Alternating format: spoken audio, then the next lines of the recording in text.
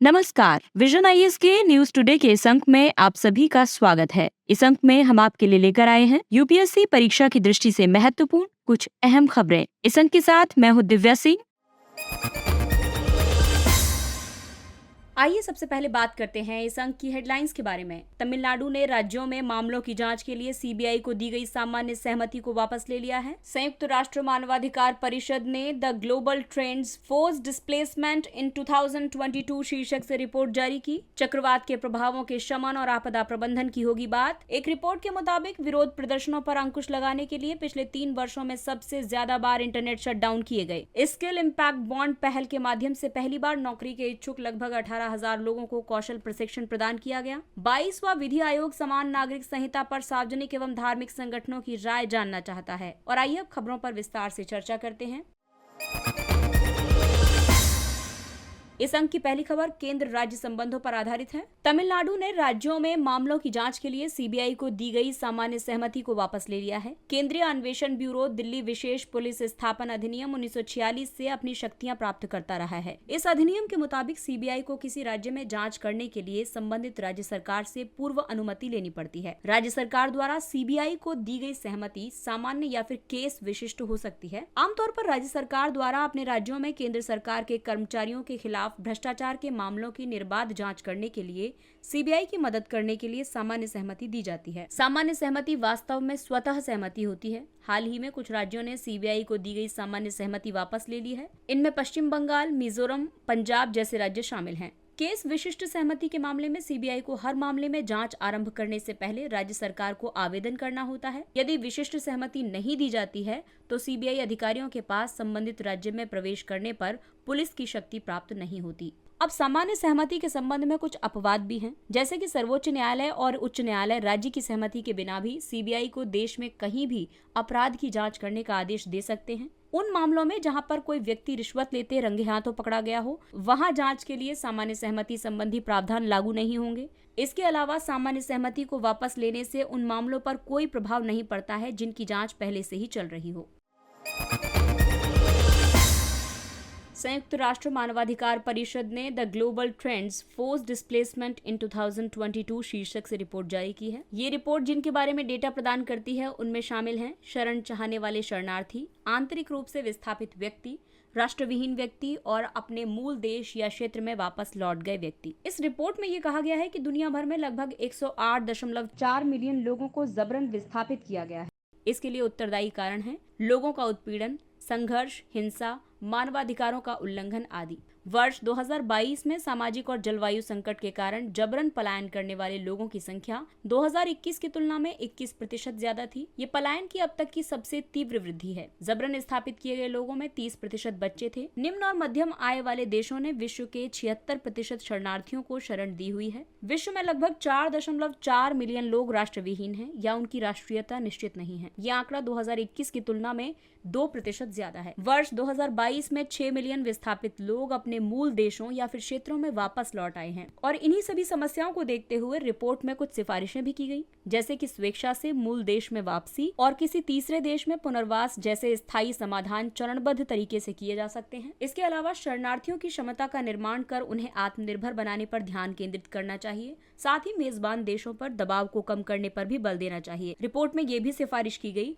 कि स्थानीय समुदाय के साथ एकीकृत होकर शरणार्थी मेजबान देशों में नए जीवन की शुरुआत कर सकते हैं। साथ ही आंतरिक रूप से विस्थापित लोगों की सुरक्षा सुनिश्चित करनी चाहिए और इसके अलावा उनकी आजीविका के बेहतर अवसर की उपलब्धता सुनिश्चित करनी चाहिए। आपको बता दें कि संयुक्त राष्ट्र शरणार्थी उच्चायुक्त को 1950 में स्थापित किया गया था। यूएनएचसीआर का मुख्यालय स्विट्जरलैंड जिनेवा में है। इसका उद्देश्य शरणार्थी, जबरन विस्थापित समुदाय और राष्ट्रविहीन लोगों के जीवन को बचाना, उनके अधिकारों की रक्षा करना और उनके बेहतर भविष्य का निर्माण करना है। साथ ही ये सुनिश्चित करना है कि हिंसा, उत्पीड़न, गृह युद्ध या आपदा की वजह से भागे हुए प्रत्येक व्यक्ति को आश्रय लेने और सुरक्षित शरण पाने का अधिकार मिले। भारत 1951 के शरणार्थी अभिसमय या इसके 1967 के प्रोटोकॉल का पक्षकार नहीं है। भारत के पास राष्ट्रीय शरणार्थी संरक्षण फ्रेमवर्क भी मौजूद नहीं है।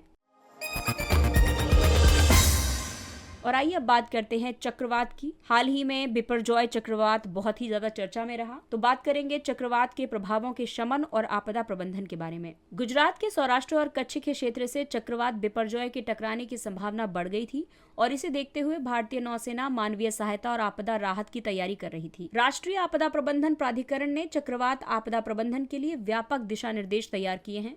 इन दिशा निर्देशों का उद्देश्य चक्रवात से होने वाले नुकसान को कम करना है। ये दिशा निर्देश भारत सरकार के मंत्रालयों और विभागों के साथ साथ राज्य सरकारों को भी स्वयं की आपदा प्रबंधन योजनाएं तैयार करने के लिए मूल्यवान स्रोत उपलब्ध कराते हैं। आपदा से निपटने की तैयारी के लिए किए जाने वाले उपायों में शामिल है जोखिम वाले क्षेत्रों का मानचित्रण। ये उपाय इस सोच पर आधारित है कि चक्रवात प्रवण क्षेत्र का मानचित्रण तैयार करके चक्रवात के प्रति सुभेद्य क्षेत्रों का पूर्वानुमान लगाया जा सकता है। इसके अलावा आपदाओं को सहने वाली अवसंरचनाओं के निर्माण का उपाय किया गया। इसके तहत देश की सार्वजनिक अवसंरचनाओं को चक्रवात के जोखिम वाले क्षेत्रों के मानचित्रण को ध्यान में रखते हुए डिजाइन किया जाना चाहिए। साथ ही वनस्पतियों के आवरण में वृद्धि करने के लिए चक्रवात प्रवण क्षेत्रों में मृदा की जल धारण क्षमता बढ़ाने के लिए वनस्पति आवरण में वृद्धि की जानी चाहिए और कतार में वृक्षारोपण, तटीय शेल्टर बेल्ट्स वृक्षारोपण, मैंग्रोव शेल्टर बेल्ट्स वृक्षारोपण जैसे उपाय पवन वेग में अवरोध उत्पन्न करके गंभीर नुकसान को कम करने में मदद कर सकते हैं। वहीं सलाइन तटबंध के उपाय की भी चर्चा की गई। समुद्र तट के किनारे सलाइन तटबंध बनाकर आवासों, कृषि फसलों और अन्य महत्वपूर्ण प्रतिष्ठानों की सुरक्षा की जा सकती है। पूर्व चेतावनी प्रणाली के लिए चक्रवात का पूर्वानुमान, इसके दिशा की निगरानी और चेतावनी प्रणालियों को विकसित करके नुकसान को कम किया जा सकता है। वहीं जन जागरूकता के लिए शासन के सभी स्तरों पर प्राकृतिक आपदाओं को लेकर जागरूकता का प्रसार करने और शमन प्रक्रिया में स्थानीय समुदाय की समुचित भागीदारी सुनिश्चित करने के लिए भी कार्यक्रम शुरू करने चाहिए। और आइए बात करते हैं चक्रवात प्रबंधन के लिए की गई प्रमुख पहलों के बारे में। राष्ट्रीय चक्रवात जोखिम शमन परियोजना शुरू की गई है। एकीकृत तटीय क्षेत्र प्रबंधन परियोजना चलाई जा रही है। राष्ट्रीय आपदा मोचन बल का गठन किया गया है। इसके अलावा आपदा मित्र योजना आरंभ की गई है। एक रिपोर्ट के मुताबिक विरोध प्रदर्शनों पर अंकुश लगाने के लिए पिछले 3 वर्षों में सबसे अधिक बार इंटरनेट शटडाउन किए गए हैं। ये रिपोर्ट इंटरनेट फ्रीडम फाउंडेशन और ह्यूमन राइट्स वॉच ने जारी की है। इंटरनेट शटडाउन के अंतर्गत इंटरनेट तक पहुंचने को पूरी तरह से निषिद्ध करना, इंटरनेट स्पीड को धीमा करना या किसी विशेष कंटेंट को प्रतिबंधित करना शामिल है। इस रिपोर्ट में कुछ प्रमुख बिंदुओं को दर्शाया गया है। इसमें कहा गया है कि भारत में वर्ष 2020 से 22 तक 18 राज्यों ने कम से कम एक बार इंटरनेट शटडाउन किया था। इस अवधि में सबसे ज्यादा बार इंटरनेट शटडाउन राजस्थान में किए गए थे। इस रिपोर्ट में केंद्र शासित प्रदेश जम्मू और कश्मीर में लागू इंटरनेट शटडाउन को शामिल नहीं किया गया है। आपको बता दें कि स्थानीय प्रशासन ने कई उद्देश्यों से इंटरनेट शटडाउन का इस्तेमाल किया है। सांप्रदायिक हिंसा को नियंत्रित करने के लिए 18 मामलों में, स्कूली परीक्षाओं में नकल रोकने के लिए 37 मामलों में और विरोध प्रदर्शनों को नियंत्रित करने के लिए 53 मामलों में इंटरनेट शटडाउन का इस्तेमाल किया गया। अब दरअसल इंटरनेट शटडाउन का प्रभाव ये पड़ता है कि सबसे पहली बात तो इससे आर्थिक नुकसान होता है। वर्तमान में व्यवसाय और व्यापार डिजिटल प्रौद्योगिकियों पर निर्भर करते हैं और इस कारण सभी आर्थिक क्षेत्रों पर इंटरनेट शटडाउन का गंभीर प्रभाव पड़ता है। इसका मौलिक अधिकारों पर गंभीर प्रभाव पड़ता है। इसमें शामिल है बोलने का अधिकार, व्यवसाय के संचालन का अधिकार, असहमति व्यक्त करने का अधिकार और राज्य में लोगों की निर्बाध आवाजाही का अधिकार। इससे शिक्षा, स्वास्थ्य देखभाल और अन्य लोक सेवाओं जैसी मूलभूत सेवाएं बाधित होती हैं। इसके अलावा निजता के समक्ष जोखिम की अगर हम बात करें तो ये उपयोगकर्ताओं की निजता और सुरक्षा को जोखिम में डालता है। इंटरनेट शटडाउन के लिए कानूनी प्रावधान भी किए गए हैं। वर्ष 2017 में दूरसंचार सेवा अस्थायी निलंबन, लोक आपात और लोक सुरक्षा नियमों को अधिसूचित किया गया था। वर्ष 2017 से इन्हीं नियमों के अंतर्गत टेलीकॉम सेवाओं का निलंबन किया जाता है। इन नियमों को भारतीय टेलीग्राफ अधिनियम 1885 के तहत अधिसूचित किया गया था। 2017 के नियम लोक आपात स्थिति के आधार पर किसी क्षेत्र में दूरसंचार सेवाओं को अस्थायी रूप से प्रतिबंधित करने का प्रावधान करते हैं। इनके तहत प्रतिबंधों को एक बार में अधिकतम 15 दिनों तक लागू किया जा सकता है। केवल संघ या राज्य के गृह सचिव ही इंटरनेट शटडाउन का आदेश जारी कर सकते हैं। अपरिहार्य परिस्थितियों में केंद्र या राज्य के गृह सचिव द्वारा अधिकृत संयुक्त सचिव या फिर उससे ऊपर के स्तर का अधिकारी भी इंटरनेट शटडाउन का आदेश जारी कर सकता है। अगली खबर कौशल विकास से संबंधित है। स्किल इम्पैक्ट बॉन्ड पहल के माध्यम से पहली बार नौकरी के इच्छुक लगभग 18,000 लोगों को कौशल प्रशिक्षण प्रदान किया गया। वर्ष 2021 में राष्ट्रीय कौशल विकास निगम ने भारत में कौशल विकास के लिए 14.4 मिलियन का SIB यानी स्किल इम्पैक्ट बॉन्ड लॉन्च किया था। इसे वैश्विक भागीदारों के सहयोग से लॉन्च किया गया था। NSDC कौशल विकास और उद्यमशीलता मंत्रालय के अधीन है। स्किल इम्पैक्ट बॉन्ड कौशल विकास और रोजगार सृजन के लिए शुरू किया गया भारत का पहला डेवलपमेंट इम्पैक्ट बॉन्ड है। इसका लक्ष्य 4 वर्षों में 50,000 भारतीय युवाओं को लाभान्वित करना है।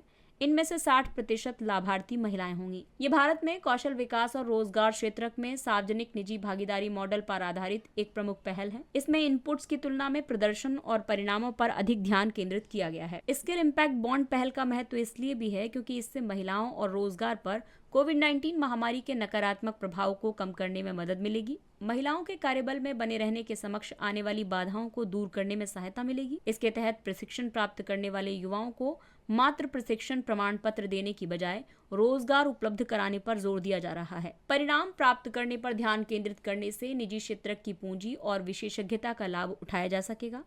निजी क्षेत्र का सहयोग प्राप्त करने का उद्देश्य ज्ञान का आदान प्रदान करना, साक्ष्य और डेटा का निर्माण करना, अच्छी प्रथाओं को मुख्य धारा में शामिल करना है। इसके माध्यम से भारत के तकनीकी और व्यावसायिक शिक्षा पारितंत्र की क्षमता में वृद्धि होगी। आपको बता दें कि जोखिम आधारित निवेशकों द्वारा 4 मिलियन अमेरिकी डॉलर की प्रतिबद्धता प्रकट की गई है। इसका उपयोग सेवा प्रदाता के कार्यों को अग्रिम रूप से निधि देने के लिए किया जाएगा। सेवा प्रदाता रोजगार के परिणामों को बेहतर बनाने के लिए कौशल प्रदान करने में सहयोग करते हैं। रोजगार के परिणाम तृतीय पक्ष मूल्यांकनकर्ता द्वारा स्वतंत्र रूप से सत्यापित किए जाते हैं। परिणाम आधारित निधि प्रदाता प्रत्येक सकारात्मक परिणाम प्राप्त होने पर जोखिम आधारित निवेशकों के शुरुआती निवेश का पुनर्भुगतान करते हैं। आपको बता दें कि 4 वर्षों में 14 मिलियन अमेरिकी डॉलर तक का पुनर्भुगतान किया जाएगा। 22वां विधि आयोग समान नागरिक संहिता पर सार्वजनिक और धार्मिक संगठनों की राय जानना चाहता है। 22वां विधि आयोग समान नागरिक संहिता के महत्व को अनेक अदालती फैसलों के आलोक में पुनर्मूल्यांकित करेगा। इससे इस विषय की पूरी तरह से जांच सुनिश्चित हो पाएगी। इससे पहले 2016 में विधि और न्याय मंत्रालय ने यूसीसी के कार्यान्वयन से संबंधित सभी मामलों की जांच करने के लिए विधि आयोग को निर्देश दिया था। इस निर्देश के संदर्भ में विधि आयोग ने 2018 में रिफॉर्म ऑफ फैमिली लॉ पर एक परामर्श पत्र प्रस्तुत किया था। परामर्श पत्र में कहा गया है कि यूसीसी इस स्तर पर न तो आवश्यक है और न ही वांछनीय है। आयोग ने ये सुझाव दिया है कि मौजूदा पारिवारिक कानूनों में संशोधन और उनका संहिताकरण किया जाना चाहिए। इससे वैयक्तिक कानूनों में मौजूद भेदभाव और असमानता से निपटा जा सकेगा। समान नागरिक संहिता एक ऐसे एकल कानून को कहते हैं जो सभी नागरिकों पर उनके व्यक्तिगत मामलों जैसे कि विवाह, तलाक, गोद लेने और विरासत पर लागू होता है। इसका उद्देश्य है देश में मौजूद अलग अलग वैयक्तिक कानूनों की व्यवस्था को बदलना। ये कानून वर्तमान में अलग अलग धार्मिक समुदायों के भीतर पारस्परिक संबंधों और संबंधित मामलों को शासित करते हैं। ये संविधान में राज्य के नीति निर्देशक तत्वों के अनुच्छेद 44 के तहत आते हैं। इस अनुच्छेद के मुताबिक राज्य भारत के संपूर्ण राज्य क्षेत्र में नागरिकों के लिए एक समान नागरिक संहिता लागू करने का प्रयास करेगा। और आइए बात करते हैं कुछ अन्य महत्वपूर्ण सुर्खियों पर। विशेष रूप से कमजोर जनजातीय समूहों के लिए मानव विकास सूचकांक यानी पीवीटीजीज के लिए एचडीआई। केंद्र सरकार एक सर्वेक्षण करने जा रही है। यह सर्वेक्षण विशेष रूप से पीवीटीजीज के लगभग 28 लाख लोगों के लिए मानव विकास सूचकांक की गणना करने के लिए किया जा रहा है। इसका उद्देश्य ये समझना है कि कैसे सरकारी योजनाओं ने पीवीटीजीज को उनकी शैली और आजीविका के उत्थान के लिए लाभान्वित किया है। यह अनुसंधान कार्य उन क्षेत्रों पर भी ध्यान देगा जहां सुधार की जरूरत है।